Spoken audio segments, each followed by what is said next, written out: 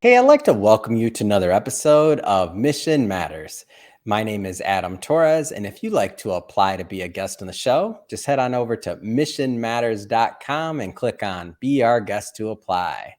All right, so today is a very special episode. I brought on Lorin Young, and we're announcing that he's been chosen to be an author in one of our upcoming books. Lorin is a business scientist over at Business CPR, and for those of you that don't know what a business scientist is, you stay tuned because we've got a lot of different things, and Lorin brings a tremendous amount of value into our space, and that's why we chose to publish them. So first off, Lorin, just want to say, hey, welcome to the show. Thank you. It's good to be with you, Adam. All right, Lauren. So we'll start this episode the way that we start them all with our Mission Matters Minute. So, Lauren, we at Mission Matters amplify stories for entrepreneurs, executives, and experts. That's our mission. Lauren, what mission matters to you? I really enjoy helping business owners who are looking for financial freedom. In other words, they became a business owner to experience financial freedom. I love helping them discover some of the tools and techniques that they need to integrate into their business so that they can achieve that goal of financial freedom. And ideally, I'm helping them by bringing in some controls that allow them to make more money with less stress, because that's really at the core of financial freedom.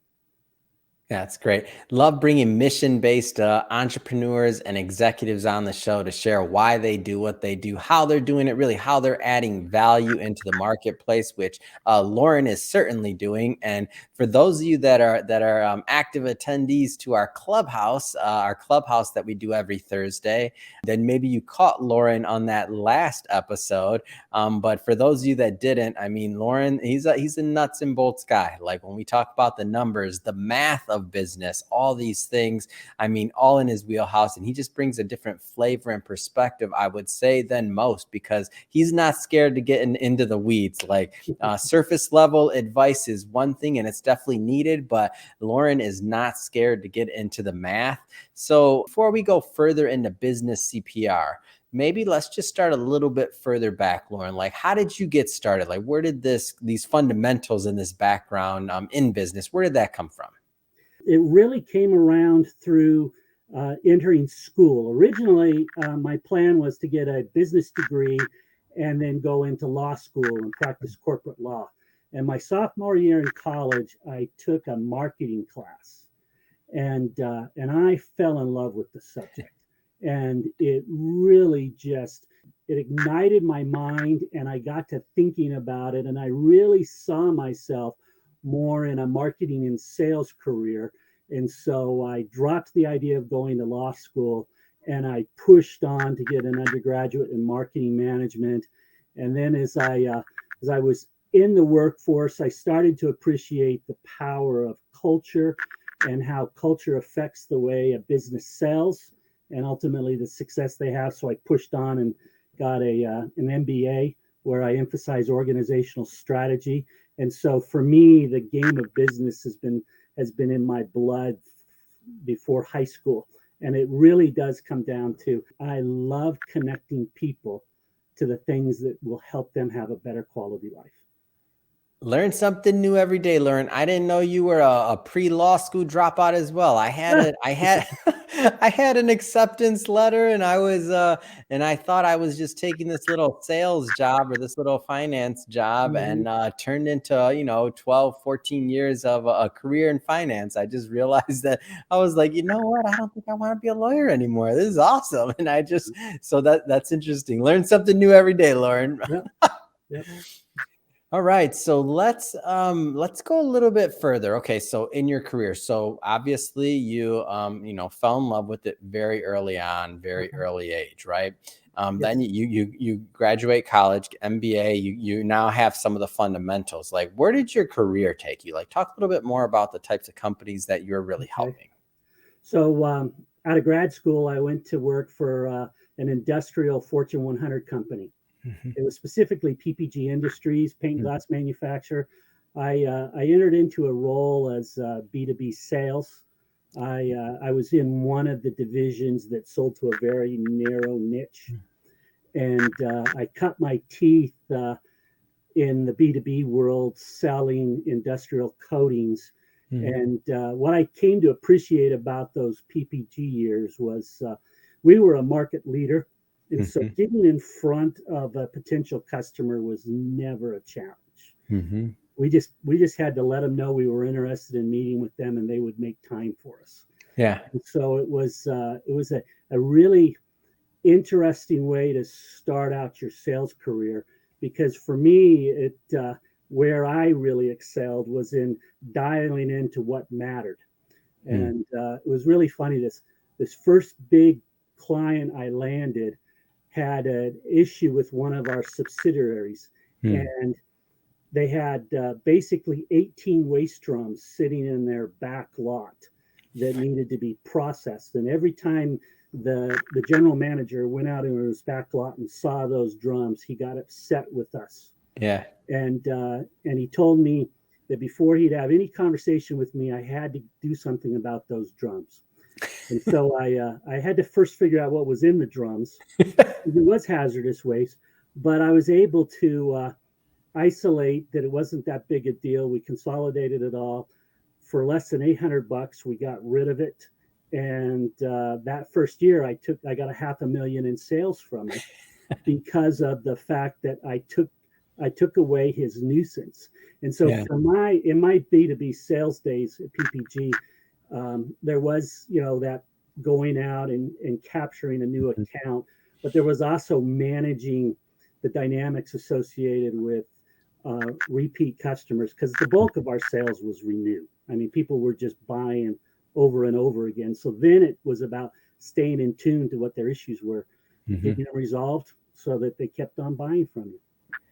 Yeah. And one of the reasons I wanted to kind of bring up a little bit more about your background is because, and we'll get into this more as we get into business CPR, but you have experience working for very large companies. So like your ideas and some of the systems and processes and even just thought processes around how businesses are run, like being able to translate those from, very large companies, which maybe that's the goal of many of the business owners, that, their long-term goals, maybe they want to become big companies, to be really take some of those best practices and those themes and thought processes and kind of bring them down into, how they make sense to our businesses, right? That for everybody that's watching this. So I think that's a really interesting, just kind of thing that you bring to the table with business CPR. So I'd say this before we go there. The markets change, job industries change, a lot going on. Obviously, the last couple of years have been, some people have won, many have lost. What kind of advice would you give to maybe that new group of entrepreneurs and business owners? I'm talking about the ones that are, just graduating college or just, a couple of years out, and they're thinking about going down that entrepreneurial path. Like, what kind of things would you tell them? Let me take you to my second Fortune 100 company, talk a little bit about that, and then I'll take you into how I became a small business owner after I retired as a Fortune 100 executive. So after a stint with PPG, I went to work for Nationwide Insurance Company. And there I was blessed with an opportunity to work in pretty much all of the functions of that corporation, except for legal. I never worked in the law department, but I worked in operations, human resources, corporate communications, marketing, sales, and I was also part of the corporate strategy team. And so I had a chance to during those years with Nationwide, I had a chance to experience what I like to call breadth.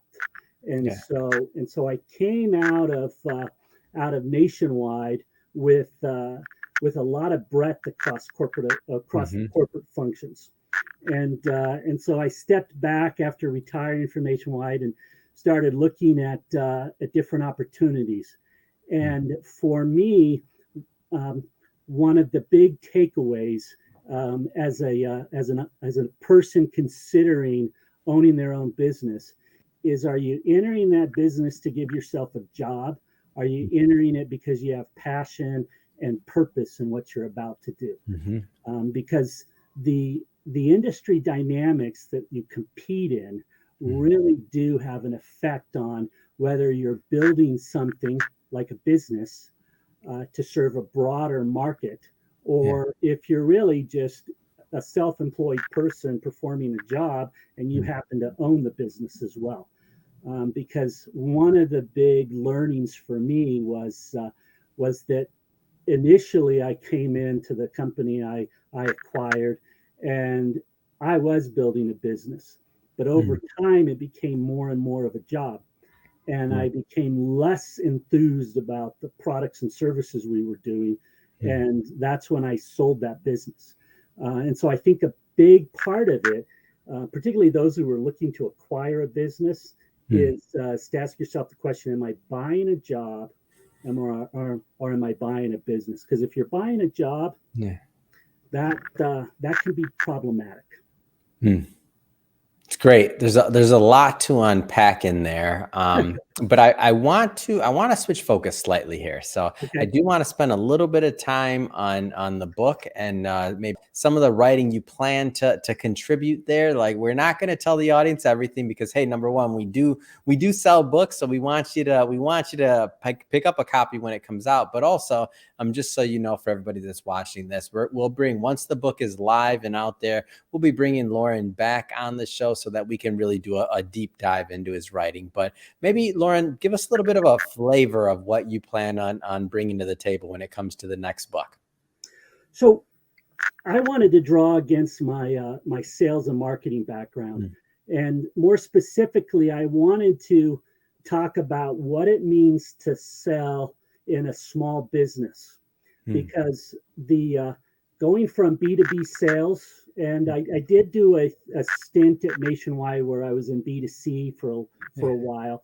But the point was, when you work for a big corporation, it's a lot easier to connect with potential customers or prospects because you're a known entity. When you're a Fortune 100 with billions in sales, people know who you are.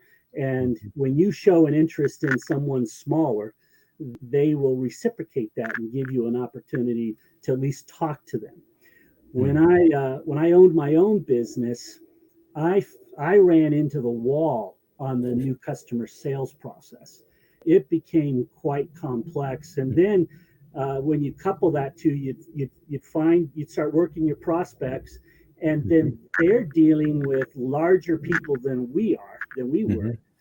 So now I'm not the 800-pound gorilla coming in. I'm one of those small businesses competing against someone much larger. And that led me to stop and reflect on, what am I missing? And I came to appreciate that there were some foundational building blocks that weren't in place for me.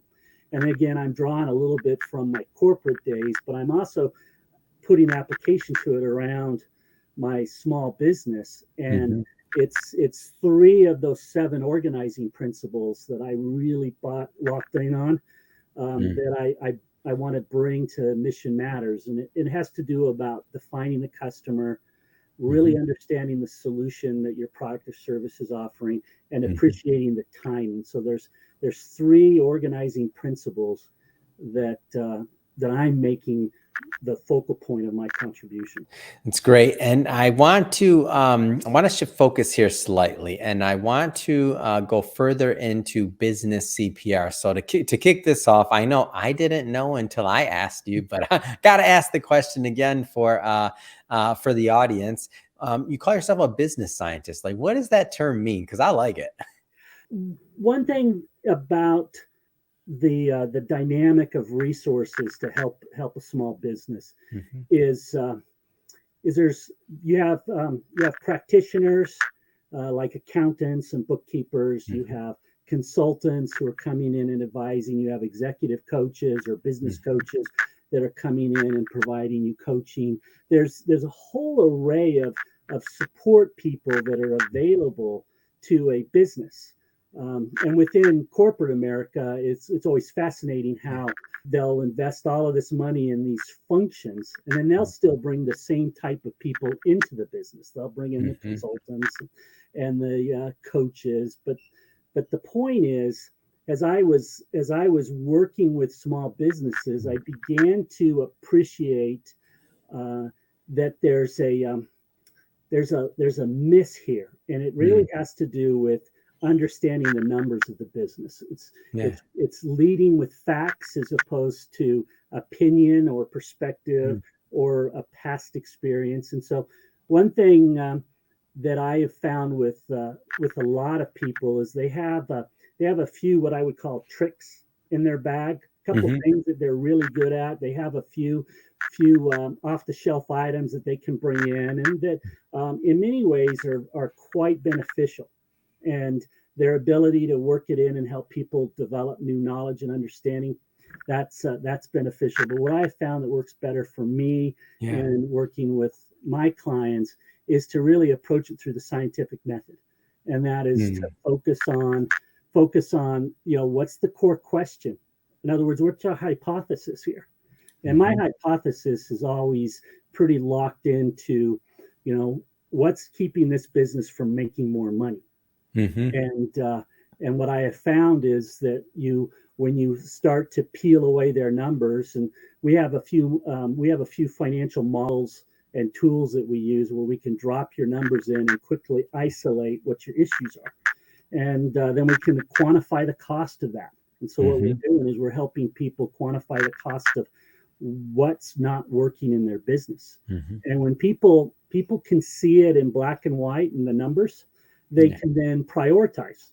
You know what? I'm gonna live with this less than ideal scenario, and I'm going to focus on fixing this. And that's what a business scientist does. Is they really lead with the data. They convert it into information that then can be used to make better decisions. What are the types of companies that you work with that you feel get the most benefit of working with you and your team? Is there certain industries or niches? Is it a certain size of company revenue wise? Like, because at the end of this, I'll of course give you the opportunity to leave websites and things like that. But I want to make sure that the right types of organizations and businesses connect. So it's not about the industry. There is some size factor to it. You need to be north of $1 million, aspiring for 2 to 3 to 5 to 10 million to get the full benefit of us.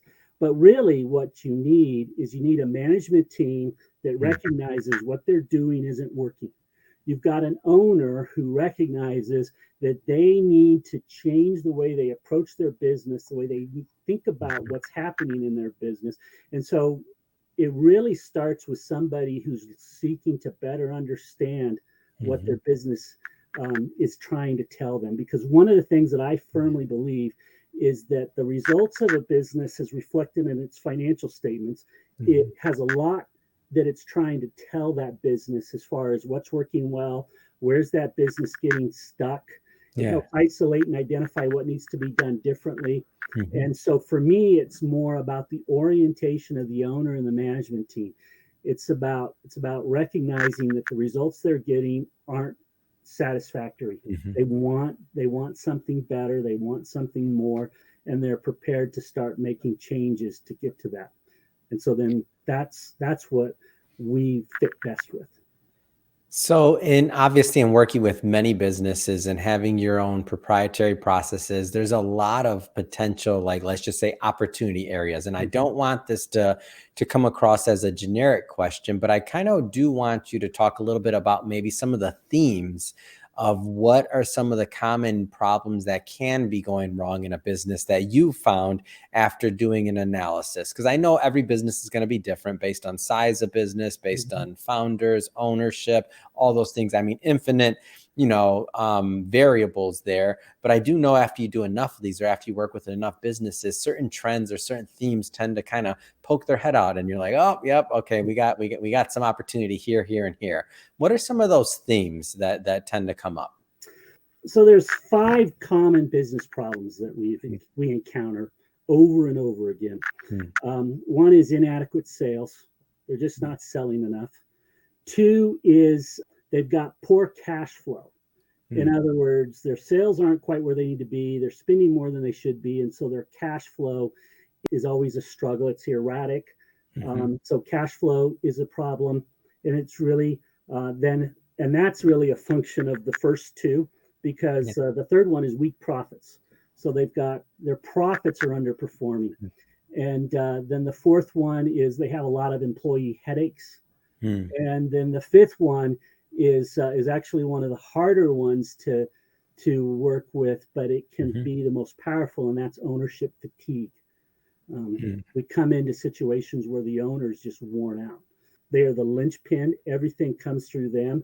They're putting in more and more hours, and they're taking out less and less from their business because of these other four problems. And so those are the 5 areas that we work with. Those 5 areas, but the one that most pressing most often is cash. It's managing cash better and smarter.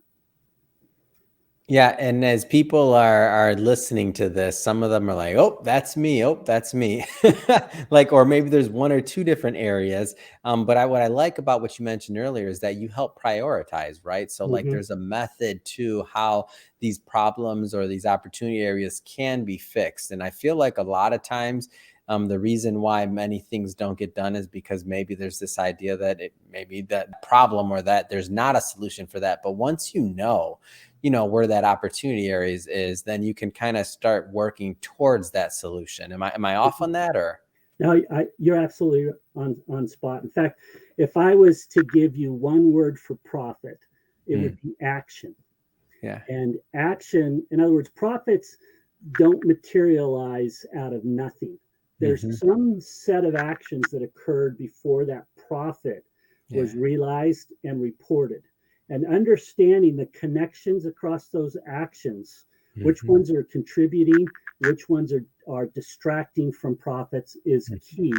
But it's also about dialing into having greater accountability for the results of your actions. And that's really where we come in, and we try to help reduce employee headaches and overcome ownership fatigue by helping connect people to the results of their actions.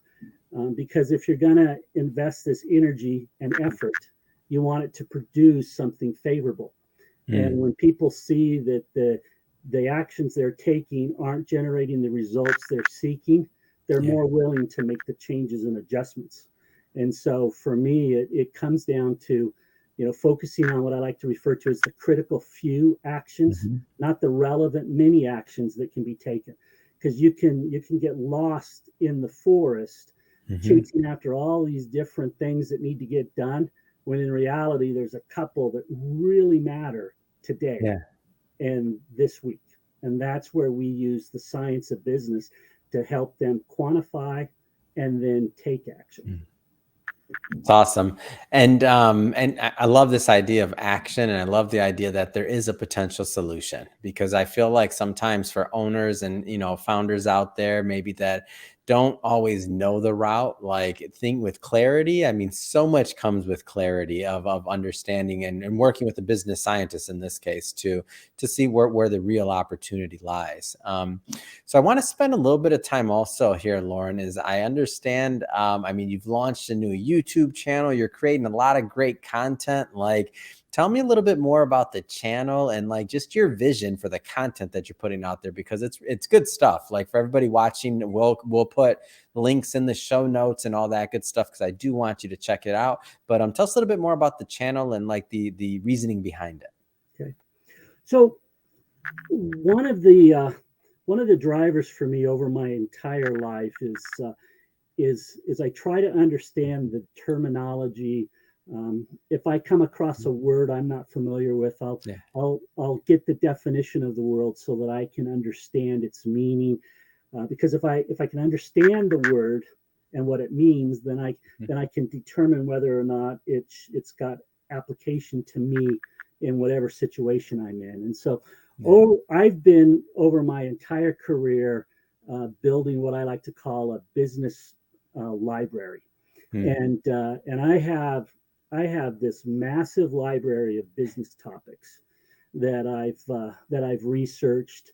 that I've pulled together over the years, because for me, words help us communicate and connect people. Hmm. And so one of the things that we're gearing up for is to put this on our website. Is this Yeah. business topics library as a way to easily find the definition and terms of just fundamental things, as Hmm. well as things that are really beneficial that a lot of people aren't aware of. And so this Hmm. business topics library, A to Z, has a ton in it. And one of the things that I began appreciating is that it's one thing to give a definition to a topic. It's Hmm. another thing to show the math behind that topic. And Yeah. so the YouTube channel is about mastering the math of business. And what we do on that channel is we take a business topic, we introduce it at a very high level, and Hmm. then we show the components of that topic, that so we can calculate what the cost is. In Yeah. other words, there's certain business terms that are consistently missed in small business. Hmm. They don't know it. They don't understand it. They're not Hmm. using it. And so what I'm trying to do is help them quantify Hmm. whether that's a business area they need to be more concerned about or not. Yeah. And some business topics for a small business are pretty irrelevant. Right. They're just not germane to what that business is trying to do. Where and you'll see that in the numbers when you bring the variables together and you calculate it. It's Yeah. like, yeah, okay, that's doesn't matter.